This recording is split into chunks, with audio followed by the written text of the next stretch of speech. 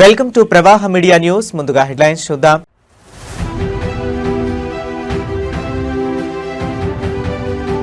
ప్రకాశం barrage వద్ద ఆగిన CM Chandrababu convoy.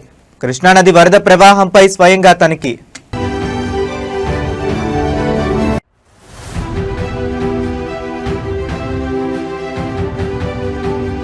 పులివెందులలో తీవ్ర రాజకీయ ఉద్రిక్తత.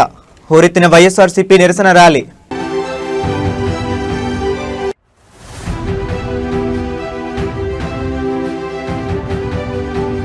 పాక్ బాక్సర్ ను చిత్తుగా ఓడించిన భారత వీరుడు. ప్రధాని మోదీతో నరేందర్ పంచుకున్న ఫన్నీ సీన్.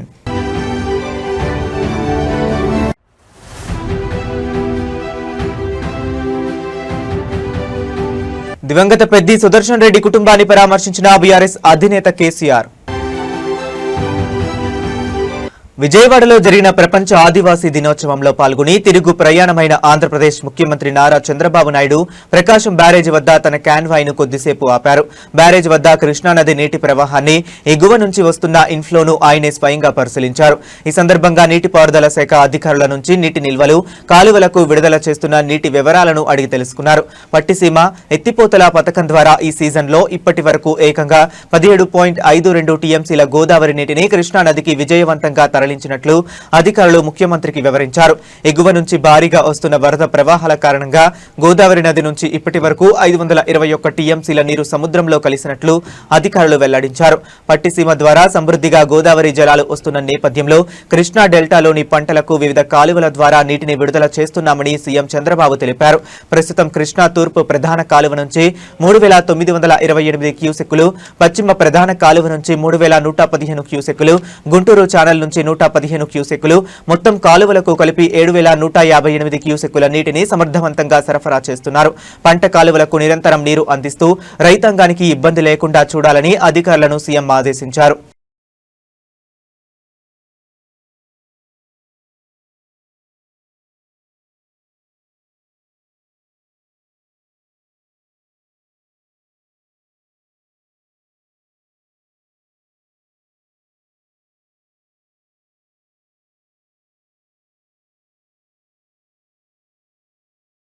వైఎస్ఆర్ కడప జిల్లా పులివెందులలో తీవ్ర ఉద్రిక్తత, పొలిటికల్ హీట్ నెలకొంది. డీఎస్సీ ప్రక్రియలో జరిగిన అక్రమాలకు బాధ్యత వహిస్తూ రాష్ట్ర విద్యాశాఖ మంత్రి నారా లోకేష్ తక్షణమే రాజీనామా చేయాలని డిమాండ్ చేస్తూ వైసీపీ ఆధ్వర్యంలో భారీ నిరసన ర్యాలీ నిర్వహించారు. చంద్రబాబు ప్రభుత్వం పోలీసులు మరియు అధికారులతో అనేక ఆంక్షలు విధించినప్పటికీ వైసీపీ శ్రేణుల ఆంక్షలను దాటుకుని రోడ్డెక్కాయి. ఈ భారీ నిరసన కార్యక్రమంలో Kadapa MP YS Avinash Reddy, YCP రాష్ట్ర ప్రధాన కార్యదర్శి సతీష్ రెడ్డి నేతృత్వం వహించారు. పులివెందుల వీధుల్లో జరిగిన ఈ ప్రదర్శన పెద్ద ఎత్తున విద్యార్థులు, నిరుద్యోగ యువత మరియు వైసీపీ నాయకులు తరలివచ్చారు. ప్లకార్డులు చేతబూని ప్రభుత్వం విద్యాశాఖకు వ్యతిరేకంగా భారీ ఎత్తున నినాదాలు చేస్తూ పులివెందుల పురవీధులను హోరెత్తించారు. ర్యాలీలో ఎంపీ వైఎస్ అవినాష్ రెడ్డి మాట్లాడుతూ నిరుద్యోగ యువత భవిష్యత్తుతో ఆడుకుంటున్న డీఎస్సీ అక్రమాలపై కూటమి ప్రభుత్వం సమాధానం చెప్పాలని డిమాండ్ చేశారు. లోకేష్ రాజీనామా చేసే వరకు తమ పోరాటం ఆగదని స్పష్టం చేశారు. ప్రభుత్వం ఎన్ని అడ్డంకులు సృష్టించినా ప్రజలు, విద్యార్థులు స్వచ్ఛందంగా తరలివచ్చి కూటమి పాలనపై తమ నిరసన గళాన్ని విప్పారని పేర్కొన్నారు.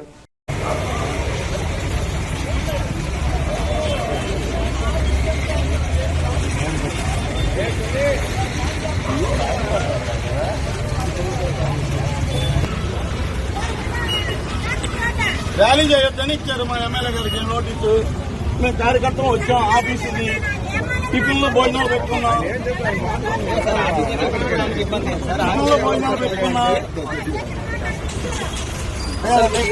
కార్యకర్తలు అందరూ టిఫిన్ చేయాలా, టిఫిన్ పెట్టుకున్నాం. ఇక్కడ మీరు వచ్చి అటు ఇటు కాకుండా చేస్తే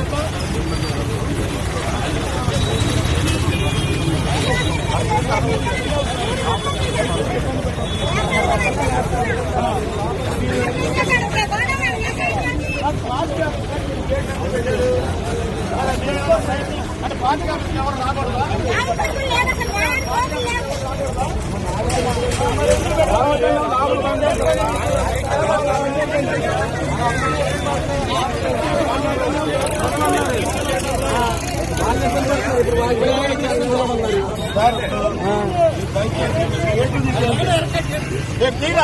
మీరు తప్పండి సార్, నేను ఆ మాత్రం జరుపుతా.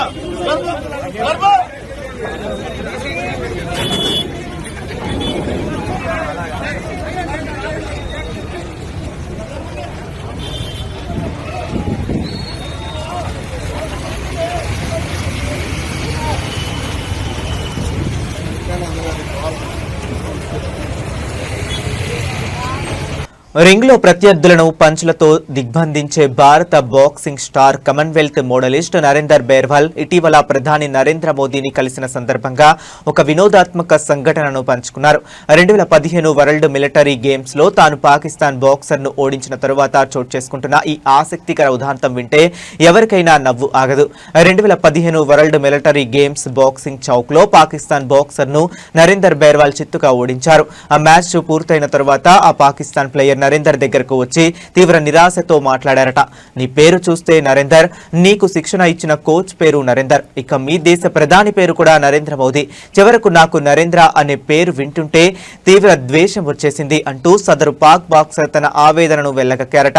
కామన్వెల్త్ గేమ్స్ లో పతకం సాధించిన క్రీడాకారులతో ప్రధాని నరేంద్ర మోదీ ప్రత్యేకంగా ముచ్చటించిన సమయంలో నరేందర్ బేర్వాల్ ఈ సంఘటనను గుర్తు చేసుకున్నారు. ఇది విన్న ప్రధాని మోదీతో పాటు అక్కడున్న ఇతర అథ్లెట్లు నవ్వులో మునిగిపోయారు. భారత్ పాక్ క్రీడా పోటీల్లో ఈ సరదా సన్నివేశం ప్రస్తుతం సోషల్ మీడియాలో విపరీతంగా ట్రెండ్ అవుతుంది. वो पाकिस्तान की बात चल रही, मुझे किस्सा याद आ गया सर. 2015 वर्ल्ड मिलिट्री गेम थे और मेरी पाकिस्तान के साथ पहली फाइट आ गई थी और वर्ल्ड मिलिट्री गेम थे तो मिलिट्री वाले को फोन आया कि भाई पाकिस्तान से नहीं आना है. तो फिर मैं फर्स्ट राउंड 4-1 से जीत गया, सेकंड राउंड 3-2 से जीत गया, पर दोनों के सर लग गए आपस में, तो दोनों के लग गए कट. वो फाइट तो मैं जीत गया. उसके बाद फिर दोनों चले गए हॉस्पिटल में टाके लगवाने के लिए. फिर 2014 में आप फर्स्ट टाइम प्रधानमंत्री जी बने थे और जो हमारे साथ आर्मी का कोच गया हुआ था उसका नाम नरेंद्र राणा था. और फिर वो कई देर तक सोच के मेरे को बोला कि भाईजान एक बात बोलूं. मैं हाँ बोलो. बोला भाईजान आपका नाम नरेंद्र है, आपके कोच का नाम नरेंद्र है, आपके प्रधानमंत्री का नाम नरेंद्र है, तो मुझे नरेंद्र नाम से नफरत हो गई है. सिर्फ आपने తెలంగాణ మలిదశ ఉద్యమ నేత నర్సంపేట మాజీ ఎమ్మెల్యే స్వర్గీయ పెద్ది సుదర్శన్ రెడ్డి కుటుంబాన్ని బీఆర్ఎస్ అధినేత మాజీ ముఖ్యమంత్రి కె చంద్రశేఖరరావు పరామర్శించారు. నల్లవెల్లిలోని సుదర్శన్ రెడ్డి నివాసానికి చేరుకున్న కేసీఆర్ ఆయన చిత్రపటానికి పూలమాల వేసి నివాళి అర్పించారు. అనంతరం తీవ్ర శోకసంద్రంలో ఉన్న కుటుంబ సభ్యులను పరామర్శించి ధైర్యం చెప్పారు. గతంలో ప్రకటించిన విధంగానే పెద్ది సుదర్శన్ రెడ్డి ఇద్దరు పిల్లల భవిష్యత్తు కోసం చెరొక ₹1 కోటి, అలాగే ఆయన తల్లికి 25 లక్షల రూపాయలు చొప్పున మొత్తం 2.25 కోట్ల ఆర్థిక సహాయ చెక్కులను కేసీఆర్ స్వయంగా అందజేశారు. పార్టీ ప్రారంభం నుంచి నిబద్ధతతో పనిచేసిన సుదర్శన్ రెడ్డి సేవలను ఈ సందర్భంగా కేసీఆర్ గుర్తు చేసుకున్నారు. సుదర్శన్ రెడ్డి కుటుంబానికి బీఆర్ఎస్ పార్టీ ఎల్లవేళలా కొండంత అండగా ఉంటుందని హామీ ఇచ్చారు. కేసీఆర్ పర్యటన వేళ party working president KTR, Harish Rao, Errabelli Dayakar Rao సహా పలువురు సీనియర్ నాయకులు, మాజీ మంత్రులు, ప్రజాప్రతినిధులు పెద్ద ఎత్తున హాజరయ్యారు. కేసీఆర్ రాకతో నల్లబెల్లిలోని పెద్ది సుదర్శన్ రెడ్డి నివాసం వద్ద గులాబీ శ్రేణులు, స్థానిక ప్రజలు భారీగా తరలివచ్చారు.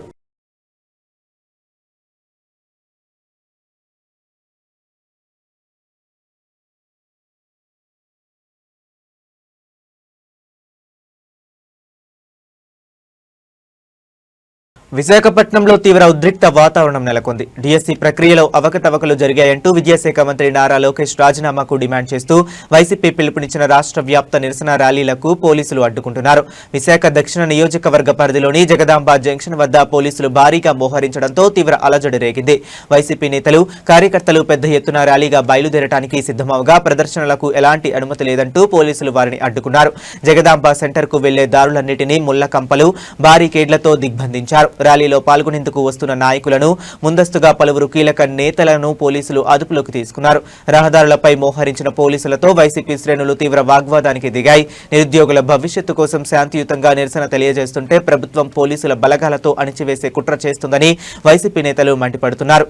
ఎక్కడికక్కడ బారికేడ్లు ఏర్పాటు చేయడంతో వాహనాల రాకపోకలకు తీవ్ర అంతరాయం ఏర్పడి జగదాంబ జంక్షన్ పరిసరాలు తీవ్ర ఉద్రిక్తంగా మారాయి. పరిస్థితి మరింత వికటించకుండా విశాఖ పోలీసులు అదనపు బలగాలను రంగంలోకి దించారు.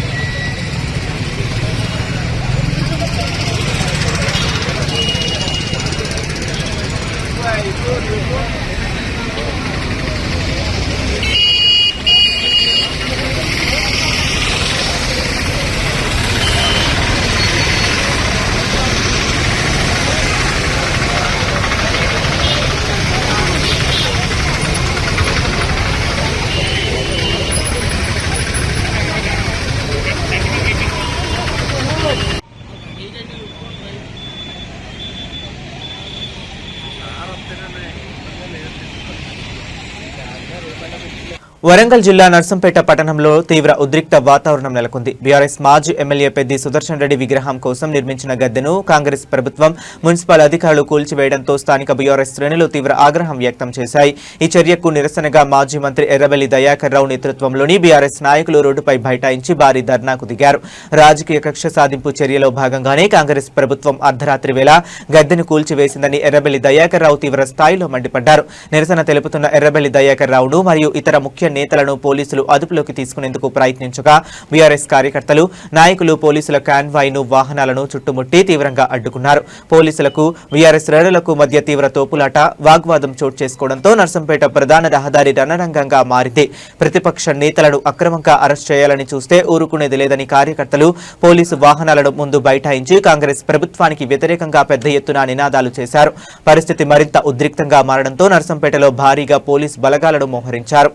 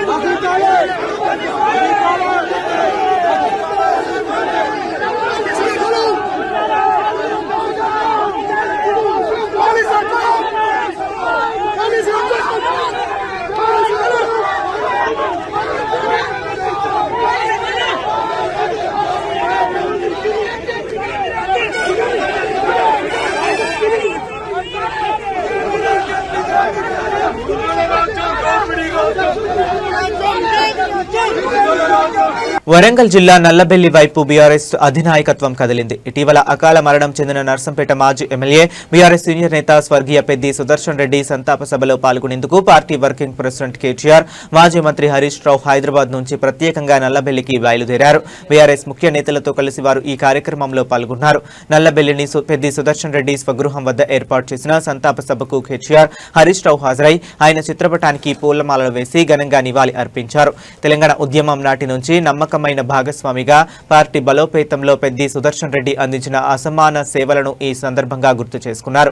సంస్కరణ సభ అనంతరం శోకసంద్రంలో ఉన్న సుదర్శన్ రెడ్డి కుటుంబ సభ్యులను పరామర్శించి వారికి ఆత్మీయ ధైర్యాన్ని అందించనున్నారు. ఇప్పటికే పెద్ది సుదర్శన్ రెడ్డి కుటుంబానికి బీఆర్ఎస్ పార్టీ 2.25 కోట్ల ఆర్థిక సహాయాన్ని అందించిన విషయం తెలిసిందే. ఉద్యమ సహచరుడి పిల్లల భవిష్యత్తు, కుటుంబ బాధ్యతలను పార్టీ నిరంతరం పర్యవేక్షిస్తుందని నాయకులు స్పష్టం చేశారు. కేటీఆర్, హరీష్ రావు రాకతో ఉమ్మడి వరంగల్ జిల్లాకు చెందిన గులాబీ ప్రజాప్రతినిధులు, మాజీ ఎమ్మెల్యేలు మరియు వేలాది మంది కార్యకర్తలు నల్లబెల్లికి తరలివచ్చారు.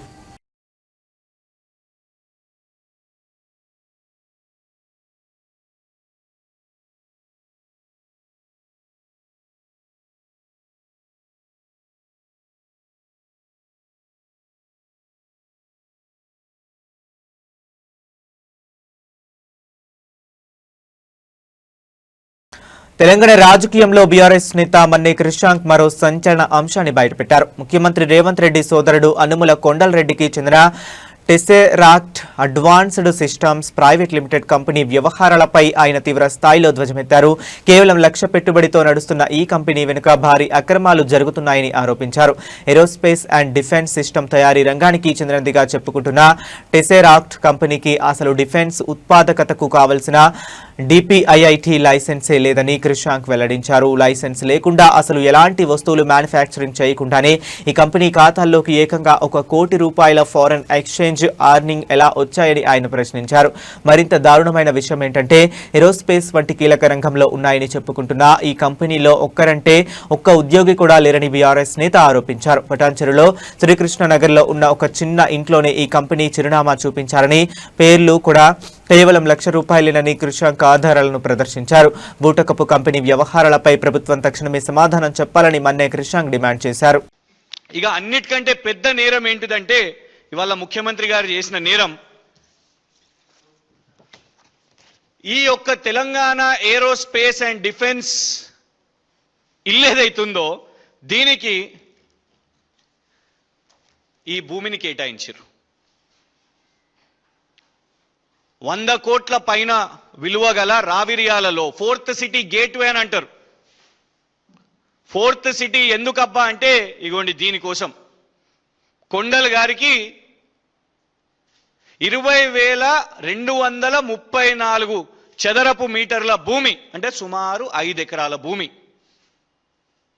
సొంత తమ్మునికి ఇవాళ ఎంత ఇగోండి ఇది టీజీఐఐసి యొక్క డాక్యుమెంట్. టీజీఐఐసి యొక్క డాక్యుమెంట్ ఇందులో చాలా స్పష్టంగా ఉంది. 12 June 2025 12 June 2025 ₹3,707 Tesseract advance private systems లిమిటెడ్కి ఈ యొక్క భూమి కానీ నడుస్తున్నదేమో ఈ ఇంట్లో. దాన్ని చూసుకుంటే సుమారు 5-6 కోట్లు 5-6 కోట్లలో 7 కోట్లలో ఇచ్చేసారు. 100 కోట్ల భూమి. ఇది కేవలం భూమి విలువ కాదు. ఇది ఒకటేమో ఫారెన్ ఎక్స్చేంజ్ ఎర్నింగ్స్ అంట, ఇంకొకటేమో ఈ యొక్క డొల్లా కంపెనీని షెల్ కంపెనీని అడ్డం పెట్టుకొని అమెరికా వాళ్ళని కూడా మోసం చేస్తూ అమెరికా వాళ్ళతోని సమావేశాలు పెడతాడంట. సూటు బూట్ వేయగానే అనుముల కొండలరెడ్డి గారు ఏరోస్పేస్ అండ్ డిఫెన్స్ యొక్క ఎక్స్పర్ట్ అయిపోయారంట వారు సూట్ వేయగానే. అది ఇంట్లోకి వెళ్ళి నడుస్తున్నదంట. ముఖ్యమంత్రి గారు సొంతంగా వాళ్ళ తమ్మునికే భూమిని కట్టబెట్టిర్రు. జోగులాంబ గద్వాల్ జిల్లా బీచుపల్లి పుష్కర ఘాట్ వద్ద ఒక అరుదైన ఆసక్తికర ఘట్టం చోటు చేసుకుంది. కృష్ణానది వరద ప్రవాహంలో కొట్టుకొచ్చి ఒడ్డుకు చేరిన ఒక పెద్ద ముసలిని చూసి భక్తులు మొదట భయాందోళనకు గురయ్యారు. అయితే అక్కడ ఉన్న పుష్కర ఘాట్ పురోహితుడు అనిల్ శర్మ చేసిన పని ఇప్పుడు నెట్టింట తీవ్ర వైరల్ గా మారింది. ఒడ్డుకు వచ్చిన ముసలిని చూసి వెనకడుగు వేయకుండా పూజారి అనిల్ శర్మ దాన్ని ప్రత్యక్షంగా వరుణదేవుడి వాహనంగా భావించి పూజలకు శ్రీకారం చుట్టారు. పసుపు, కుంకుమ, పుష్పాలతో అభిషేకం చేస్తూ మంత్రోచ్చరణల నడుమ ప్రత్యేక పూజలు నిర్వహించారు. వర్షాలు సమృద్ధిగా కురిసి పాడి పంటలతో ప్రజలంతా సుభిక్షంగా ఉండాలనే ఉద్దేశంతో ఈ పూజలు చేసినట్లు పురోహితుడు వెల్లడించారు. పూజా కార్యక్రమం ముగిసే వరకు ముసలి కూడా ఎలాంటి హాని తలపెట్టకుండా ప్రశాంతంగా ఉండడం స్థానికులను, భక్తులను ఆశ్చర్యపరిచింది. సమాచారం అందుకున్న అటవీశాఖ అధికారులు, పోలీసులు, స్థానిక మత్స్యకారుల సహాయంతో ముసలిని సురక్షితంగా అదుపులోకి తీసుకుని తిరిగి కృష్ణానది లోపలికి విడిచిపెట్టారు. బీచ్పల్లి పుష్కర్ ఘాట్ వద్ద జరిగిన ఈ వింత పూజల వీడియో ప్రస్తుతం సోషల్ మీడియాలో విపరీతంగా ట్రెండ్ అవుతుంది.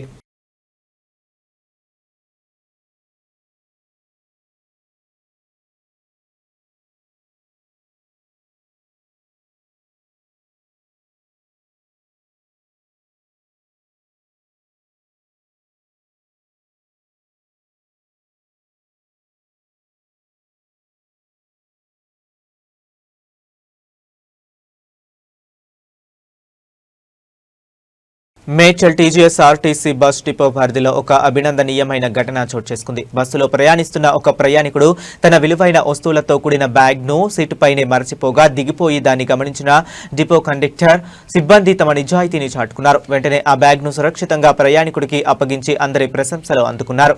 ప్రయాణం ముగిసిన తర్వాత బస్సును తనిఖీ చేస్తున్న సమయంలో కండక్టర్ కంట ఈ బ్యాగ్ పడింది. అందులో విలువైన వస్తువులు మరియు పత్రాలు ఉన్నట్లు గుర్తించిన కండక్టర్ ఏమాత్రం ఆలస్యం చేయకుండా విషయాన్ని మేడ్చల్ డిపో అధికారుల దృష్టికి తీసుకువెళ్లారు. ప్రయాణికులు ఆందోళన చెందుతున్నారని భావించి బ్యాగ్లోని ఆధారాల ద్వారా బాధితుడి సమాచారం సేకరించారు. సమాచారం అందుకుని డిపోకు చేరుకున్న ప్రయాణికుడికి అధికారులు కండక్టర్ సమక్షంలో ఆ బ్యాగ్ను భద్రంగా అందజేశారు. పోయిందనుకున్న తన విలువైన బ్యాగ్ తిరిగి దక్కడంతో ప్రయాణికుడు తీవ్ర ఆనందం వ్యక్తం చేస్తూ మేడ్చల్ డిపో కండక్టర్ మరియు ఆర్టీసీ సిబ్బంది నిజాయితీకి ప్రత్యేక ధన్యవాదాలు తెలిపారు. మేడ్చల్ టీజీఎస్ ఆర్టీసీ సిబ్బంది చేసిన ఈ మంచి పనికి డిపో ఉన్నతాధికారులు మరియు ప్రయాణికులు హర్షం వ్యక్తం చేస్తున్నారు. నేను ప్రశాంత్, నేను సాఫ్ట్వేర్ ఇంజనీర్ చేస్తాను.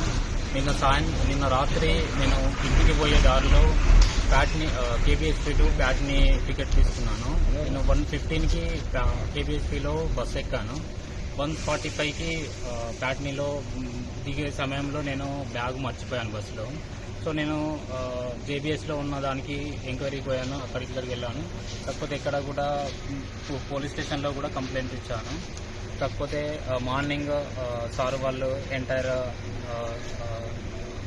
డిపార్ట్మెంట్ డ్రైవర్ అండ్ కండక్టర్ గారు ఫోన్ చేసేసి మీది ఇక్కడ మాకు వచ్చేసిందని చెప్పేసి డిపోలో హ్యాండ్ ఓవర్ చేశారు, మేడ్చల్ డిపోలో.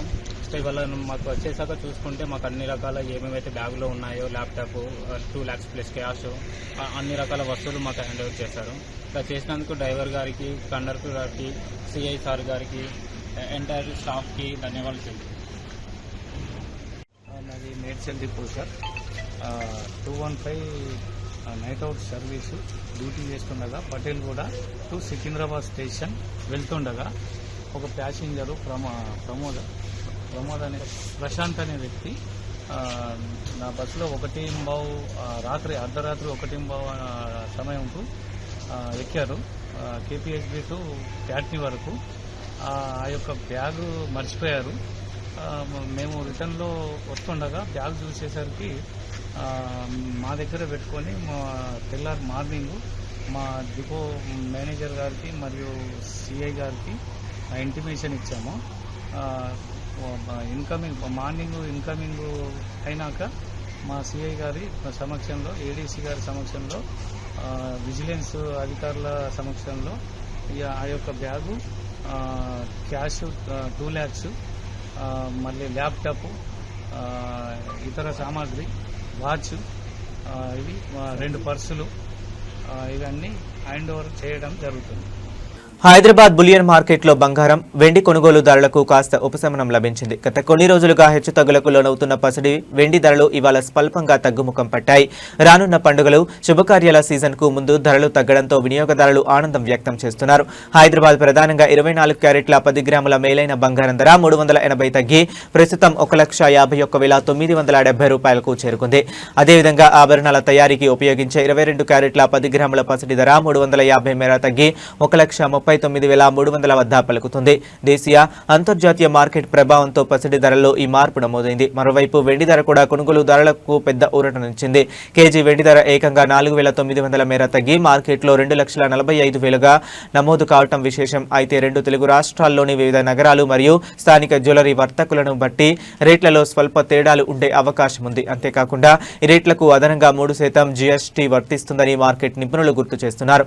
బంగారం, వెండి కొనుగోలు చేయాలనుకునే వారికి ఈ ధరల తగ్గుదల మంచి అవకాశంగా మారింది.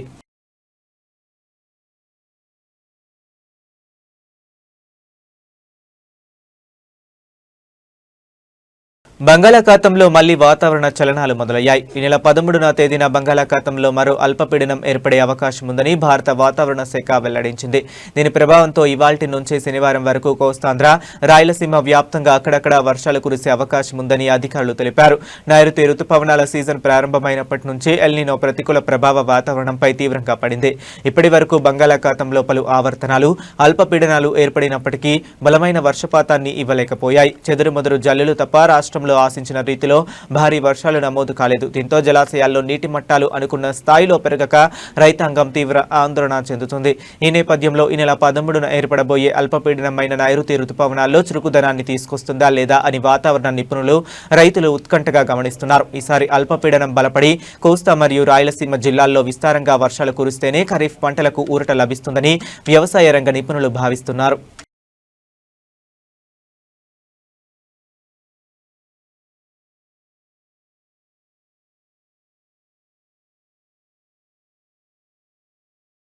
ఇవి ఇప్పటి వరకు ఉన్న అప్డేట్స్. మరిన్ని అప్డేట్స్ కోసం కీప్ వాచింగ్.